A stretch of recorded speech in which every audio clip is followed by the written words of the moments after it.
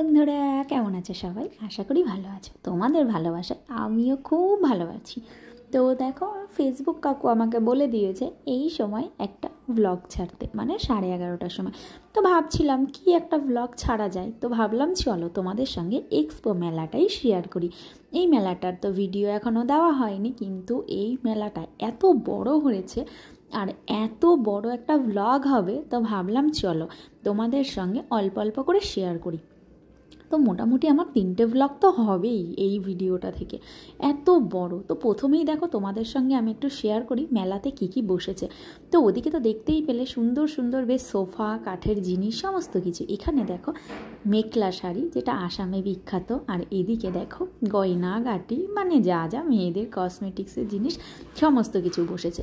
তো এক্সপো মেলাটা হচ্ছে ভীষণ, মানে জিনিসের দাম কিছু বলার নেই, কোনো কিছুতে হাত দেওয়ার নেই। এদিকে দেখো সোফাগুলো কি সুন্দর, তাই না? চেয়ার টেয়ারগুলো এত ভালো লাগছে দেখতে, মানে দেখেই মনে হচ্ছিলো যেন গিয়ে বসে পড়ি আর কটা সেলফি তুলে ফেলি।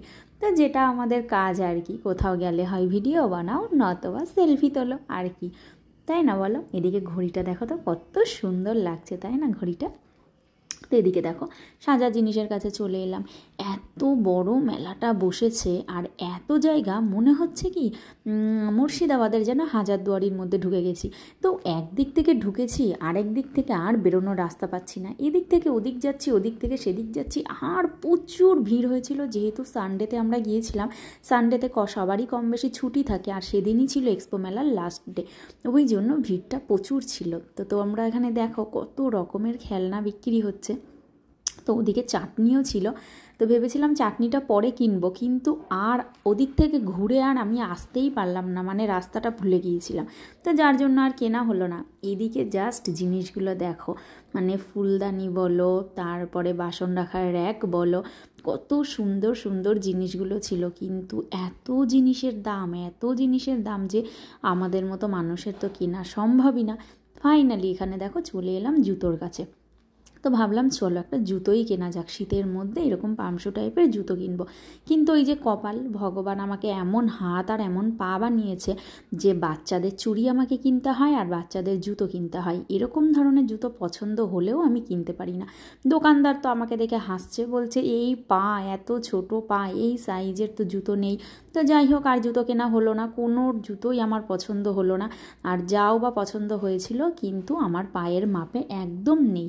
তো ফাইনালি আর জুতো কেনা হলো না। এত বড় মেলাতে কত জুতোর দোকান যে বসেছে তার ঠিক নেই, কিন্তু কি করব, ওই যে পায়ের মাপের একটা জুতোও আমি পাইনি।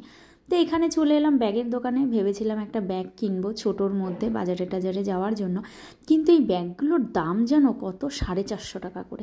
তুমি ভাবো, এত ছোট ছোট ব্যাগগুলো 450 টাকা করে কে কিনবে? চলে এলাম এখানে যে একটু সবজি কাটার জন্য চাকু কিনবো। তো দেখো এখানে আসামিজের বেশ ফেন্সি ফেন্সি চাকু দেখাচ্ছিলাম, ওদিকে কাঠের মধ্যে ঢোকানো আছে। তো ওগুলোর ভীষণ দাম বলছিল। সামান্য এই যে চাকুটা আমি ধরে রয়েছি, সেই চাকুটারই দাম বলছে 350 টাকা। তোমরাই বলো 350 টাকা দিয়ে কে কিনবে এই যে আমার হাতের এই চাকুটা? আরে বাজারে নর্মালি গেলে 70-80 টাকাই পেয়ে যাব। তো যাই হোক, এখানে এত জিনিসের দাম, কোনো কিছুই কিনে উঠতে পারছিলাম না।